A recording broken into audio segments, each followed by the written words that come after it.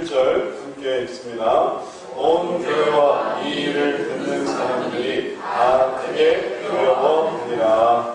네. 우리가 하나님의 능력을 생각해 봅니다. 하나님의 능력, 그 능력은 어떤 능력인가? 우리가 그 하나님의 능력을 생각해 보면 그 능력은 때로 우리를 세웁니다. 그 능력은 우리들을 채웁니다. 우리들을 높입니다. 결과적으로 따져보면 다 하나님의 능력, 우리가 생각하는 것은 세우는 능력, 채우는 능력, 그리고 또 높이는 능력, 넓게 하는 능력. 그게 신분이 높아지고 혹은 재산이 증가되며 그리고 또 능력이 많아지고 그리고 그런 어려운 일들을 감당하게 하는 그런 일들이 다 하나님의 능력입니다. 그런 능력을 우리가 생각하고 소망합니다. 경기에서 이기게 해달라고 기도할 때 우리가 정말 바라는 것은 하나님의 능력이지 않습니까? 힘을 달라고, 그것을 넘어서게 해달라고, 그것을 세울 수 있게 해달라고, 그것을 이룰 수 있게 해달라고, 이것을 우리가 기대하고 또 바랍니다. 그게 하나님의 능력으로 우리가 생각합니다. 그러나 하나님의 능력이 단지 그뿐이면, 단지 더하는 것이 하나님의 능력이라고 생각한다면 우리는 하나님의 능력에 반도 채 알지 못하는 것입니다. 하나님의 능력은 세우는 능력만 있을 뿐 아니라 하나님의 능력은 또 어떤 능력도 있냐 하면 낮추는 능력도 있습니다. 넘어뜨리시는 능력이 있습니다. 벌 주시는 능력이 있습니다. 심판하시는 능력이 있는 것입니다. 그래서 하나님의 능력의 결정체가 천국과 지옥이라는 것입니다. 하나님은 천국이라는 그런 장소와 천국이라는 그러한 위치를 만들어 주셨습니다. 높이시는 것이죠. 그것뿐만이 아닙니다. 하나님은 지옥이라는 낮추시는, 벌 주시는, 심판하시는 그러한 영역도 만들어 놓으셨습니다. 이것이 하나님의 능력의 두 가지 면입니다. 이 두 가지 면을 다 이해할 때 주님은 높이기도 하시는구나, 또 주님은 낮추기도 하시는구나, 주님은 세우기도 하시는구나, 주님은 넘어뜨리기도 하시는구나, 이것을 하나님께서 다 하신다는 그 능력을 깨달을 때 우리들은 그 하나님을 온전하게 바라볼 수 있습니다. 우리들의 삶 속에서도 마찬가지입니다. 이러한 온전한 이해는, 예를 들어 부모와 자녀와의 관계를 한번 생각해 보시죠. 자녀가 부모를 항상 주시는 분으로만 생각한다고 해보십시오. 우리 부모는 항상 더해주는 분이야. 나에게 돈을 주셔, 나에게 밥을 주셔, 나에게 옷을 주셔. 주시는 분으로만 생각한다고 해보십시오. 그러면 부모는 그러한 자녀가 그렇게 생각하고 있을 때 부모는 때로는 섭섭할 것입니다. 왜냐하면 어떤 점에서 섭섭하냐면 우리 부모님은 주기만 하는 분이니까 뺏어가지는 않을 거야. 내 자유를 뺏어가지는 않을 거야. 내 시간을 뺏어가지는 못할 거야. 혹은 내가 하고 싶은 것을 막을 수는 없을 거야. 이렇게 생각한다고 해보십시오. 그럼 부모는 뭡니까? 보호의 보호. 보호자일 뿐이에요. 정말 아버지, 어머니는 아닌 것입니다. 왜 자녀가 그렇게 생각할까요? 왜 부모를 그저 보호자 정도로, 우리가 내가 사는 하숙집 주인 정도로, 그래서 밥 차려주지요, 혹은 뭐 물건 챙겨주지요, 또 운전기사 정도로 내가 갈 때 우리 기사, 우리 아버지가 우리 기사, 우리 어머니가 우리 기사, 이렇게 생각한다면 왜 그렇게 생각하게 됐을까요? 자기 중심으로만 부모를 대했기 때문에 그런 것입니다. 내 편에서 그러니까 부모 편에서 내가 어떻게 보일지는 생각하지 않는 거예요. 그런 생각을 거부해버리는 것이죠. 그리고 그것을 허락해주고 나면 그런 부모와 자녀의 관계가 아니라 이건 나라는 존재와 그 존재를 돕는 보호자 정도의 개념으로 더 멀어지게 되는 것입니다. 식당 아주머니 혹은 운전기사 혹은 나의 보호자 정도의 아버지가, 어머니가, 의미가 사라지게 되는 것이죠. 그럼 이제 상호, 나의 관점으로만 보지 않고 아버지가 나를 어떻게 보실까? 내가 아버지를 어떻게 보는 것만 생각하지 않고 아버지는 나를 어떻게 보실까라고 이렇게 상호적으로 생각한다면 반드시 생각하는 건 뭐냐면 아버지는 나를 혼낼 수 있어. 어머니는 나를 때릴 수 있어. 어머니가 나에게 못하게 하시는 게 있고 아버지가 내가 하고 싶은 것을 막으실 수 있어 라고 생각한다면 그게 정상적인 관계예요. 그게 편한 관계예요. 때로 자녀들 중에 어떤 자녀는 조부, 조모 밑에서 자란 자녀들이 있습니다. 할아버지, 할머니랑 자라니까 아이들이 어떻게 될까요? 어떤 부분에서 다 할아버지, 할아버지. 할아버지니까 할아버지, 다 할머니. 그래서 이 애가 하지 말아야 되는데 나는 할아버지 밑에서 자랐으니까 우리 할아버지는 다 오케이. 아이고 너 하고 싶은 대로 다 해라. 애 기죽이지 마. 하고 싶은 대로 다 해줘야 돼. 할아버지 밑에서 살아요. 할머니 밑에서 살아요. 우리 할머니는 그냥 계속 먹여주고 입혀주고 채워주고 할머니. 그래서 할머니, 할아버지 밑에서 애가 자라면 이제 이 애가 어떻게 될까요? 그러기를 원하는 자녀가 있습니까? 난 할아버지랑 살고 싶어요. 나는 할머니랑 살고 싶어요. 어쩔 수 없는 경우야 할 수 없겠지만 정말 원하는 건 뭘까요? 정말 원하는 건 아버지, 어머니 밑에서 자라는 것이죠. 아버지, 어머니는 못하게 하는 게 있습니다. 하기 싫은 걸 억지로 하게 하는 게 있습니다. 할머니는 더 자라 하지만 어머니는 일어나라 합니다. 할아버지는 너 하고 싶은 거를 해라 하지만 아버지는 네가 하기 싫은 것을 해라 라고 나갑니다. 그리고 결국 사실 모든 자녀가 원하는 건 할아버지, 할머니랑 아버지, 어머니 없이 할아버지, 할머니랑만 살아가는 것이 아니라 아버지, 어머니와 살아가게 됩니다. 왜냐하면 그것이 진정한 사랑임을 깨닫는 거예요. 하나님의 능력도 마찬가지입니다. 하나님이 그저 멀리서 우리들에게 비를 주시고 멀리서 우리에게 햇빛을 주시고 멀리서 우리에게 선물을 가져다 주시고 그리고 내가 하고 싶은 거, 내가 하기 싫은 거, 그리고 내가 원하는 거 그런 것을 주님께서는 그래 다 오케이를 하시고 우리가 하고 싶은 거 해라 하신다고 생각한다면 하나님을 멀리 생각하는 것입니다. 하나님을 잘 이해하지 못하는 것입니다. 그러나 하나님하고 더 친밀해지고 하나님을 더욱더 생각하며 하나님과 함께 더욱더 동행하다 보면 하나님이 내가 정말 이걸 하고 싶은데 하지 말라고 하시는 것이 있어요. 내가 이걸 정말 하기 싫은데 그걸 하라는 것이 있어요. 그러면서 하나님과 동행이 가는 것입니다. 우리가 그러한 사람들이 되어야 되겠는데 오늘 말씀에서는 안 좋은 경우를 우리가 보게 됩니다. 하나님의 능력을 오해함으로 심판을 받는 사람들이 있어요. 하나님 근처에 있지만, 하나님 가까이 있지만, 그러나 하나님의 능력을 마치 멀리 생각해서, 동네 할아버지가 우리 하나님이, 저 지방에 계신, 시골에 계신 할아버지가 우리 하나님이, 그렇게 생각함으로써 결국 이루어지는 안 좋은 일들이 있습니다. 그리고 그들의 모습이 오늘 성경 속에 나타납니다. 그들은 아나니아와 삽비라였습니다. 그들은 하나님을 우습게 생각했습니다. 하나님을 속였습니다. 하나님을 경멸했습니다. 하나님께 대하여 거짓말을 할 수 있을 줄로 생각하고 정말로 그렇게 거짓말을 했어요. 하나님 앞에서.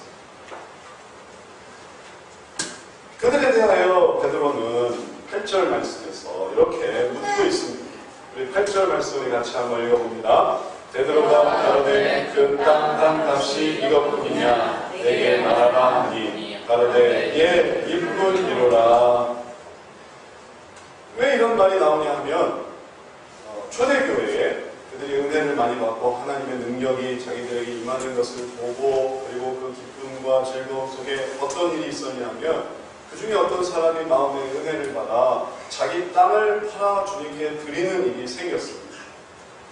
하나님이 원하신 게 아니지만 그들이 은혜를 받고 그 땅을 팔아서 하나님께 드렸습니다. 그 중에 한 사람이 바나바라는 사람입니다.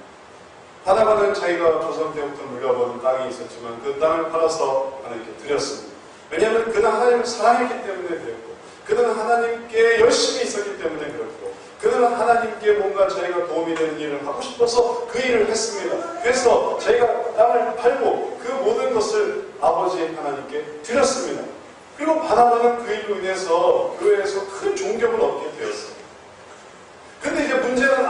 아나니아와 삽비라예요. 그는 그렇게 하는 것을 보고 자기도 그것을 따라하려고 했습니다. 마치 흥부가 제비 새끼 다리를 고쳐주고 박씨를 얻은 것처럼 놀부가 그것을 보고 그걸 따라하는 것처럼 아나니아와 삽비라는 것을 따라하려고 했습니다.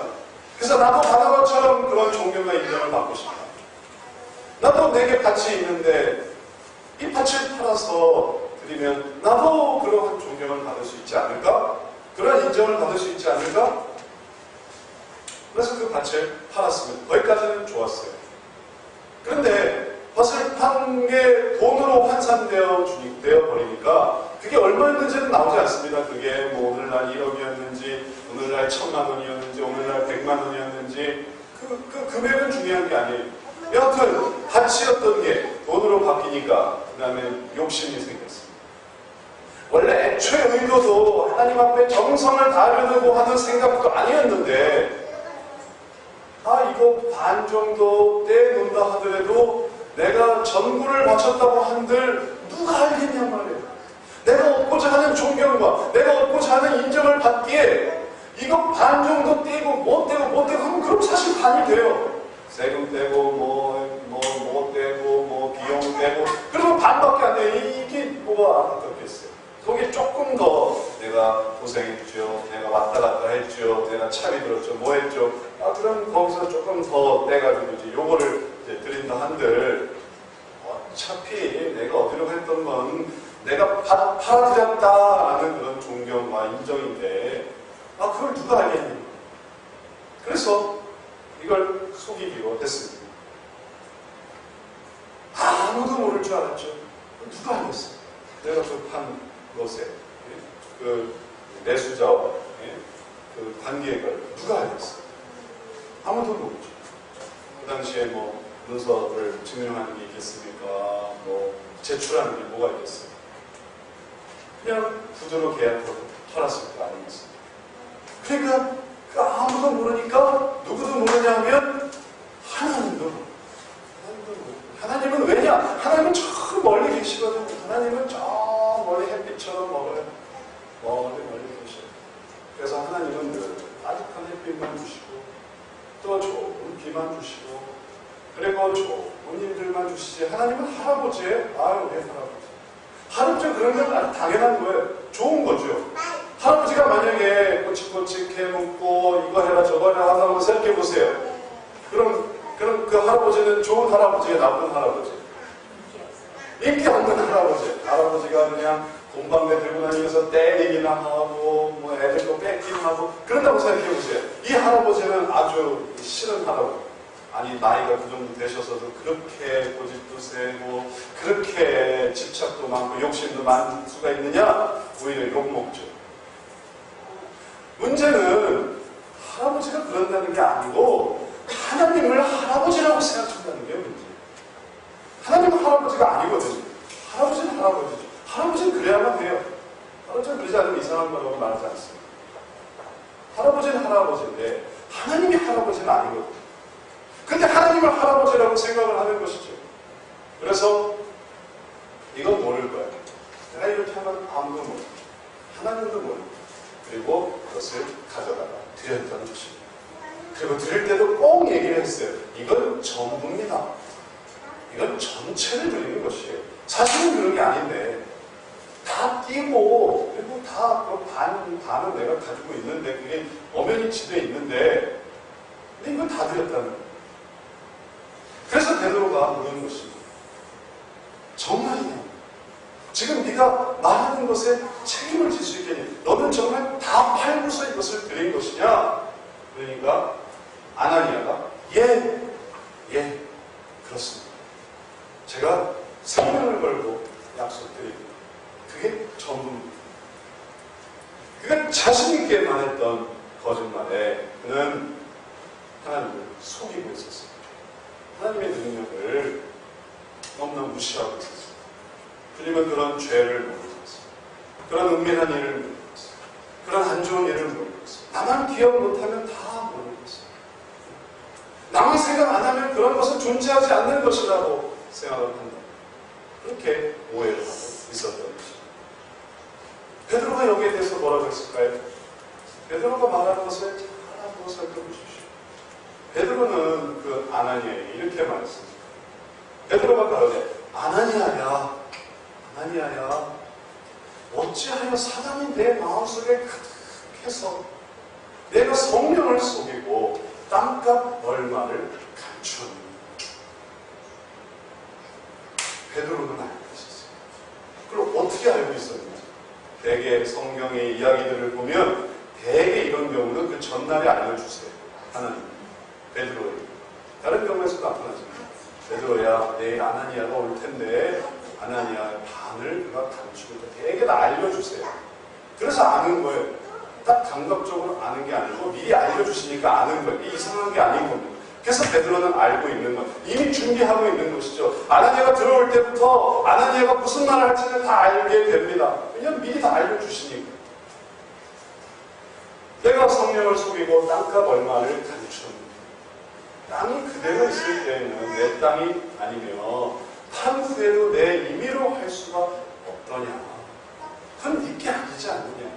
있을 전에도 하나님 것이고 그것을 다음에도 그것을 하나님께 드리기로 바랐는데 그것은 하나님의 것이지 하나님의 것이지 않느냐. 베드로는 계속 말하고 있습니다. 어찌하여 이 일을 내 마음에 두었느냐. 아나니아야, 아나니아야, 네가 사람에게 거짓말하는 것이 아니다.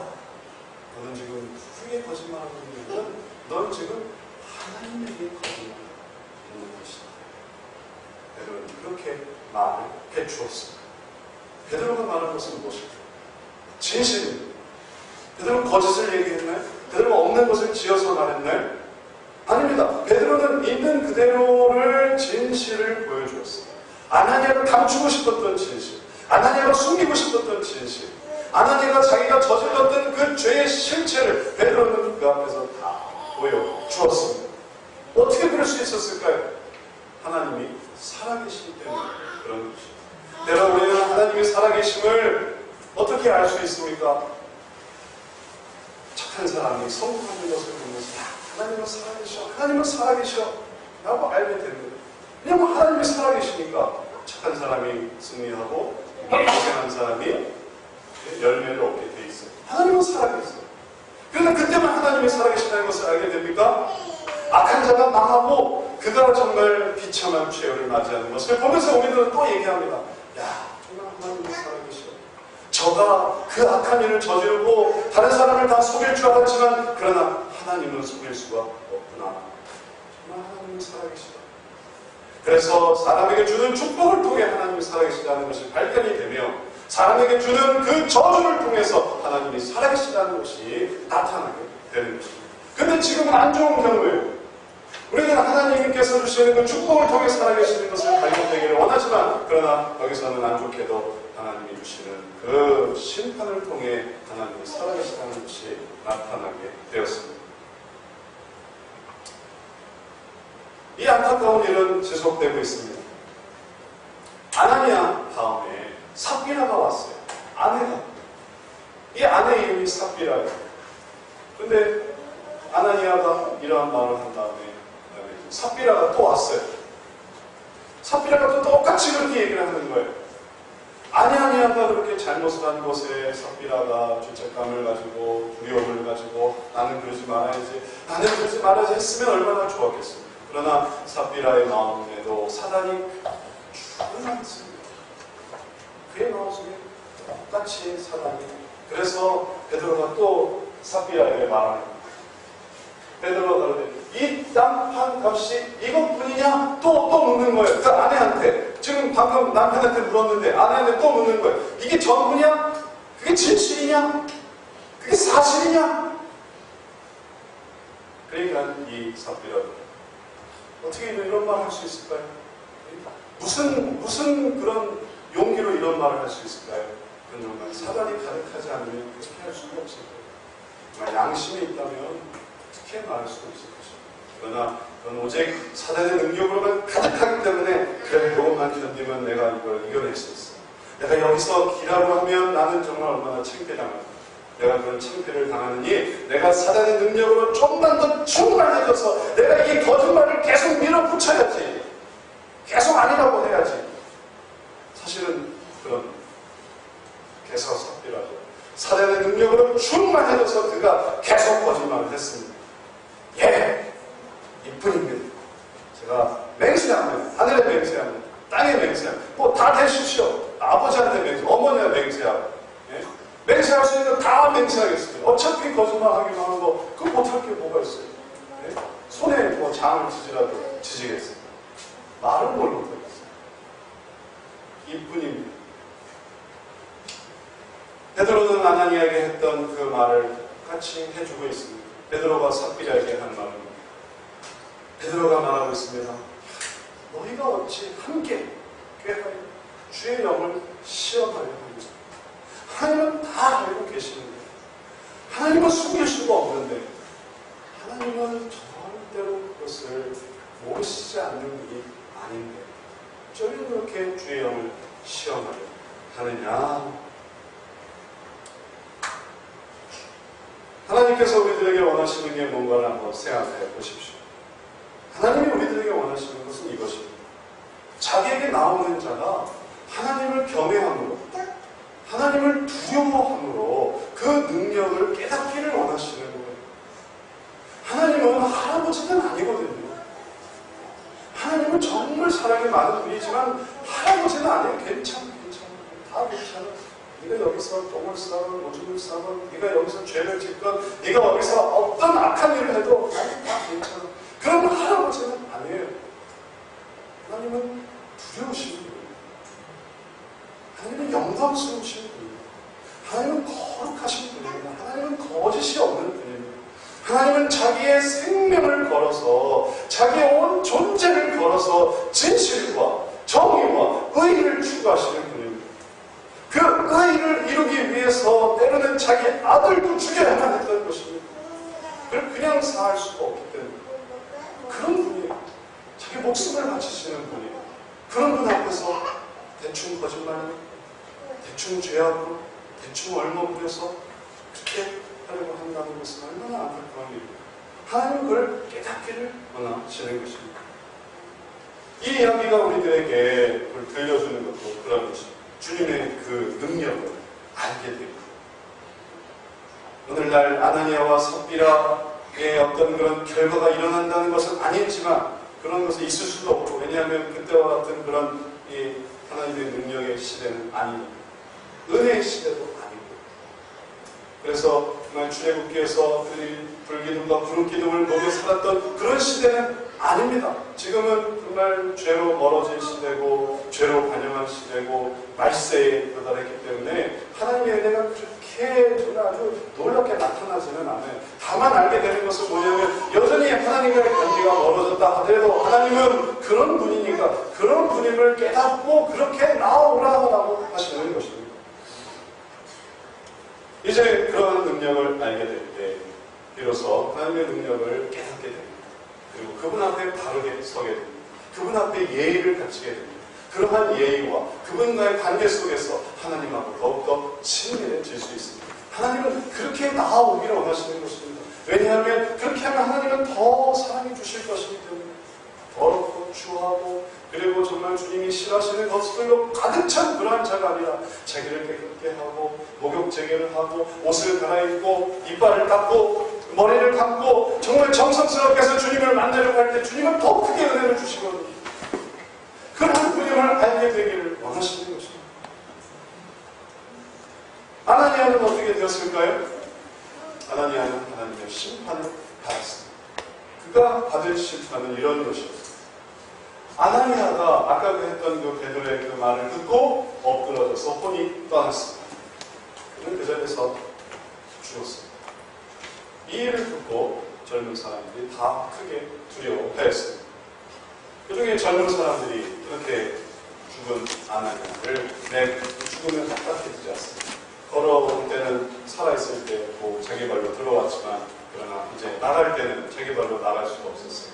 젊은 사람들이 그들을 업고 그 시체를 업고 내고 나와서 장사를 했습니다. 베드로가 죽인 것입니까? 베드로가 네가 거짓말해서 죽어라고 하는 것입니까? 베드로는 그런 말 안 했어요. 베드로는 그냥 너는 왜 하나님을 속이느냐 이 말 한마디를 했을 뿐이에요. 그런데 그가 죽었어요. 그를 죽이시는 분은 누굽니까? 그는 하나님이에요. 하나님의 그 능력을 나타내는 것입니다. 내게 거짓말하는 것의 벌이 무엇인지, 내 능력을 깨닫지 못하는 자의 말로 어떤 것임을 주님께서는 보여주셨습니다. 우리는 그것을 안타까운 면에서 그 능력을 보는 것입니다. 세움을 통해 하나님의 능력을 보지만 그러나 그의 비참한 말을 통해 하나님의 능력을 보고 하나님이 거기에 해당되었습니다. 삽비라도 마찬가지였습니다. 그도 주의 영을 왜 속이느냐 이야기를 듣고 그리고 그는 역시 죽었습니다. 그리고 또 똑같이 젊은 사람들이 70을 내어서 똑같이 장사를 했습니다. 이 이야기를 하시는 이유는 우리들에게 경고를 주시는 하나님의 능력이 얼마나 크신지를 우리들에게 보여주시는 것입니다. 그리고 그 능력의 의미를 우리들에게 깨닫기를 원하십니다. 하나님의 능력, 누군가를 세우고 누군가를 낮추는, 누군가를 살리고 누군가를 죽이는 이 하나님의 능력, 이 능력은 근본적으로 뭐에 근거하고 있냐면 우리에 대한 사랑에 근거하고 있습니다. 자, 이제 이것을 우리가 알아야 됩니다. 이것을 깨닫지 못하면 거짓말해서 죽었구나 단순하게 이렇게 생각할 수 있습니다. 아니요, 거짓말하는 게 중요한 게 아닌 거예요. 거짓말할 수도 있죠. 더 중요한 일이 있습니다. 여기에 이 사건의 이면에 있는 것은 하나님의 크신 능력이에요. 이 크신 능력의 핵심 속엔 우리들에 대한 사랑이 있다는 것입니다. 이것을 잠언 3장은 이렇게 말하고 있습니다. 잠언 3장의 내용입니다. 내 아들아, 여호와의 징계를 경히 여기지 말라. 그 꾸지람을 싫어하지 말라. 대저 여호와께서 그 사랑하시는 자를 징계하시기를 마치 아비가 그 기뻐하는 아들을 징계함 같이 하시느니라. 우리가 오해하지 말아야 되겠습니다. 하나님의 그 징계하심, 하나님의 그 심판하심, 그것은 왜 생기는 것일까요? 왜 하나님이 사랑만 해주시고 왜 벌을 내리시지 않으면 얼마나 좋겠습니까? 그냥 다 오냐오냐 해주시고 왜 이래라 저래라 하시는 것일까요? 그 이유는 무엇일까요? 왜냐하면 사랑하는 자를 징계하기를 마치 아비가 그 아들을 징계한 같이 하기 때문에 그런 것입니다. 사랑하기 때문에 징계하는 거예요. 아프지만 그것을 통해서 그의 미래를 살펴보기 때문에 징계하는 것입니다. 그래서 그 사랑의 희생, 예수님께서 죽으시는 것이고 또 우리의 죄를 용서해 주시는 것이고 그리고 또 그 사랑을 깨닫게 되기 하기 위해서 하나님께서는 때로 치시는 것입니다. 그래서 주님은 징계하십니다. 꾸지람을 주십니다. 때로는 안타까운 결과를 얻게 하십니다.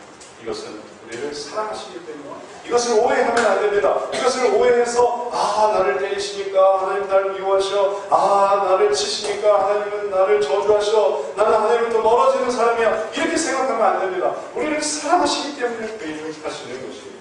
히브리서는 이것을 다시 한번 말하여 주고 있습니다. 히브리서 12장 6절부터 8절까지의 말씀입니다. 우리 같이 한번 읽어보겠습니다. 주께서 그 사랑하시는 자를 징계하시고 그의 받으시는 아들마다 채찍질하심이라 하였으니 너희가 처음은 징계를 받기 위함이라. 하나님이 아들과 같이 너희를 대우하시나니 어찌 아비가 경계한 징계하지 않는 아들이 있으리요. 아버지가 징계하지 않는 아들이 어디 있겠습니까? 사랑합니다. 그 다음에 이어서 나옵니다. 징계는 다 받는 것이오늘 너에게 없으면 사생자여 참 아들이 아니니라. 내가 교회를 나오지 않는데 하나님이 나를 내버려 두신다고 한번 생각해 보십시오. 내가 죄악으로 나가고 있는데 하나님이 나를 그냥 편해. 내가 지금 신앙생활을 안 하고 있는데 너무 자유로워요.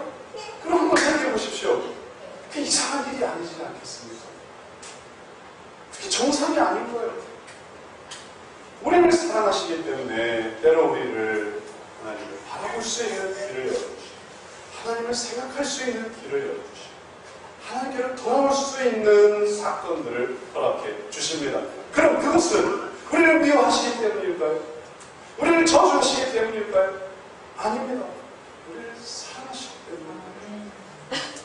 그래서 사생자가 아니고 참 아들과 참 딸이기 때문에 전혀 생각지도 못한 일로 주님을 찾게 됩니다. 내가 그렇게 주님을 찾게 되리라고 생각을 못했죠. 그런데 이런 문제 생기고 저런 문제 생기고 또 이런 문제 생기면 그럼 주님이 생각이 나요. 탕자도 주염 열매를 먹으면서 아버지를 생각했습니다. 그 자신이 아버지의 재산의 반을 가지고 떠나왔을 때 자기가 나중에 주염 열매를 먹게 되리라고 생각이나 했겠습니까? 그러나 그가 주염 열매를 먹으면서 돈 다 잃고 친구도 다 잃고 그래서 돼지를 치면서 주염 열매를 먹으면서 그는 아버지를 생각했습니다. 우리도 마찬가지예요. 우리가 그것을 깨닫게 되는데 그때는 참 아들이 참 딸이라는 것입니다. 안 그랬으면 그냥 쓱 지나갔을 거예요. 내가 뭘 잘못했는지도 모르고 내가 뭘 악을 했는지도 모르고 그냥 하나님께로부터 멀어졌을 것입니다. 그러나 이것을 깨닫게 되면 하나님께서 우리를 사랑하시는 것이고 하나님이 멀지 않다는 것이고 오히려 하나님이 멀지 않다는 것을 축복과 은혜와 그리고 성공과 그리고 승리를 통해서도 알 수 있지만 때로는 우리를 붙드시고 뜻대로 안 되고 생각대로 안 되고 내 계획대로 안 되는 그런 어려움 속에서 거기서 하나님의 능력을 만나게 되는 것입니다. 이제 이것을 깨닫게 될 때 우리는 어떻게 살아야 할까요? 우리는 그 하나님의 그 영광을 깨닫고 이게 영광입니다. 하나님의 영광이 가까이 있어요. 하나님의 영광이 멀리 있는 게 아닙니다. 내가 정말 바닥까지 떨어졌을 때 주염 열매를 먹는 탕자가 바닥까지 떨어졌을 때 거기서 하나님의 영광을 보았습니다. 또 요나가 니느웨를 가지 않고 다시스로 가려다가 요바에서 풍랑을 만나 그가 정말로 배 밑창에 있다가 결국에는 물고기 뱃속에까지 들어갔을 때 그 물고기 뱃속에서 하나님의 영광을 만났습니다. 그게 하나님의 영광이에요. 그걸 깨달았습니다. 그리고 그는 하나님께로 돌아왔어요. 그 어려움 속에서 그 어려움 속에서 오히려 주님께로 돌아오고 우리도 마찬가지입니다. 그게 하나님의 영광이에요. 하나님의 영광이 멀리 있지 않아요. 어려움 속에 하나님의 영광이 가까이 있습니다. 아, 이건 하나님을 따르라는 뜻이구나. 아, 이건 하나님이 나를 붙드시는 은혜구나. 이걸 깨닫습니다. 그러니 우리는 어떻게 되냐면 하나님께로 나아가야 되겠습니다. 정말 이 사건은 초대교회의 큰 일이었습니다. 그 전까지 베드로의 설교를 통해 부흥하고 사람들이 모여들고 그리고 땅이 진동하고 방언하고 그들에게 은혜가 쏟아지고 방언과 통병과 그런 어떤 은사가 충만한 그러한 사람들에게 아나니아와 삽비라가 주님을 멸시하다가 죽은 이 사건은 그들에게 큰 충격이었습니다. 만약에 오늘날 이런 일이 있다면 아마 그 교회는 그걸 받을 거예요. 사람이 죽었습니다. 그럼 받고 말 거예요. 수레대를 탔다가 물에 빠져 죽는다고 해보십시오. 교회에 불이 나서 누가 죽었다고 해보십시오. 그럼 교회는 다 와야 됩니다. 초대교회도 아마 그러지 않았을까요? 사람이 죽었는데 헌금했다고 사람이 죽었는데 그럼 그 초대교회는 문 닫지 않았을까요? 근데 성경에 보니까 어떤 일이 일어났냐면 온 교회와 이 일을 듣는 사람들이 그것을 듣고 다 크게 두려워했어요. 크게 두려워했어요. 이게 무슨 뜻일까요? 이 말의 영어 성경의 의미를 찾아보면 그 크게 두려워함의 의미가 뭔지가 좀 정확하게 나타납니다. 영어 성경의 의미는 뭐냐면 큰 두려움이, great fear, 큰 두려움이 전체 교회와 그 다음에 이 일을 듣는 그 모든 사람들의 마음을 휘어잡았어요. 흐트러뜨린 게 아니라 이 이야기를 듣는 모든 사람들의 마음을 커다란 두려움이 휘어잡았습니다.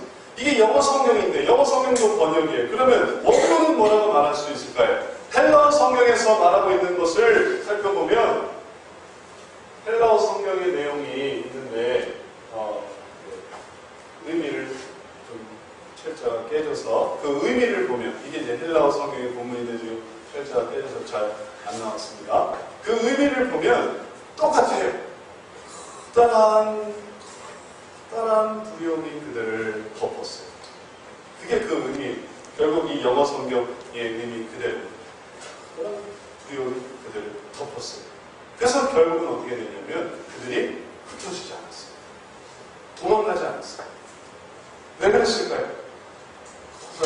속에서 그들은 신적 능력을 경험했어요. 야, 하나님이 살아계시는구나. 하나님이 살아계시는구나. 아나니아와 삽비라가 평소에 어떻는지 우리는 모르겠습니다.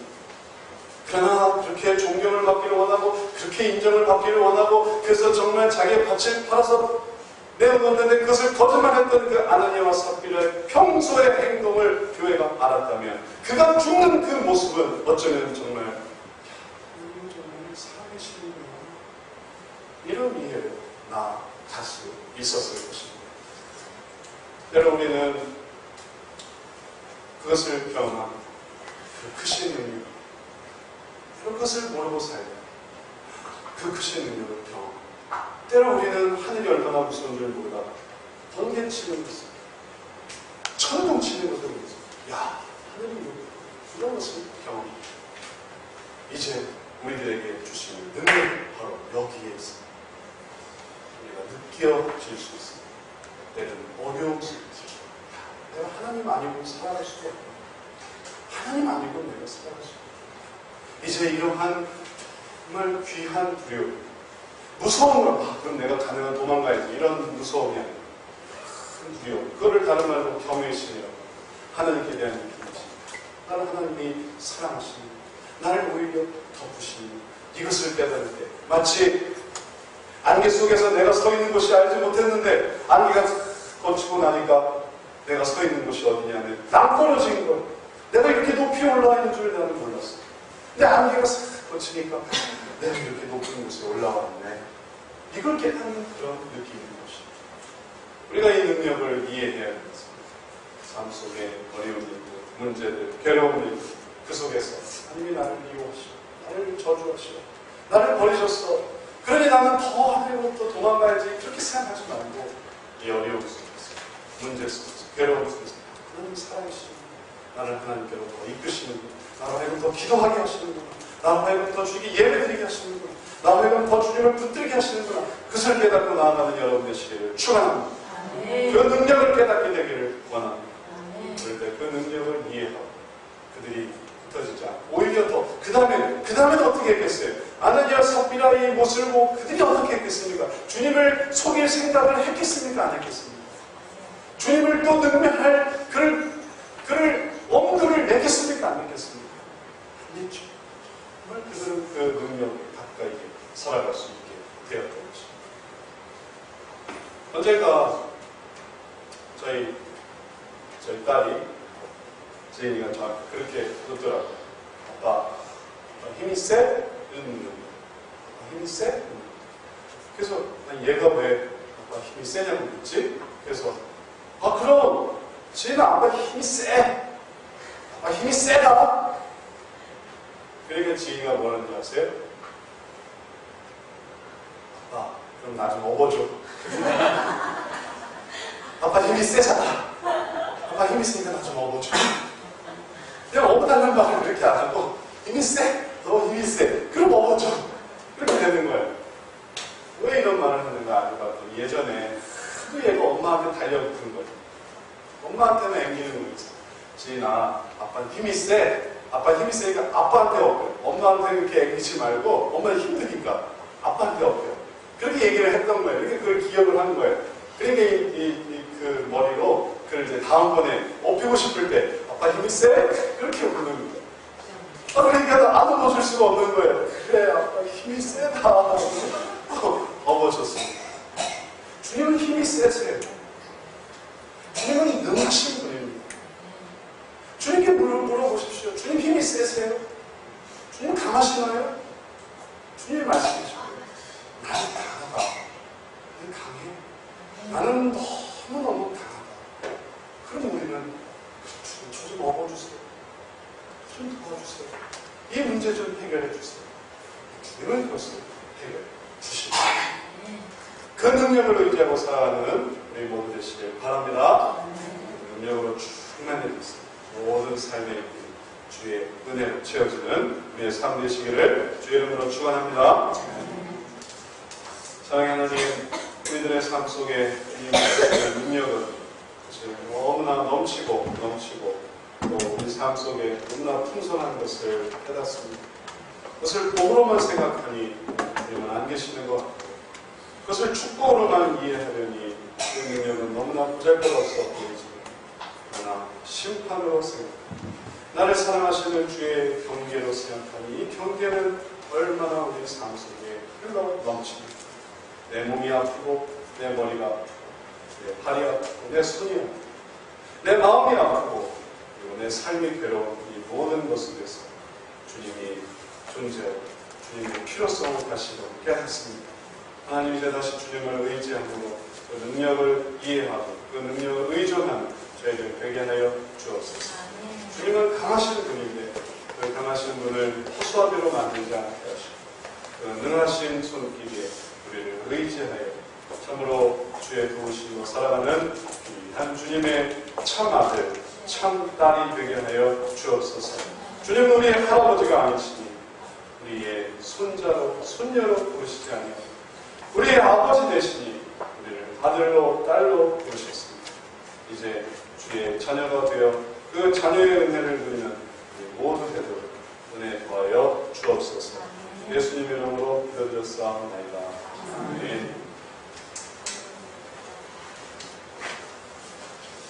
찬송 같이 부르겠습니다. 455장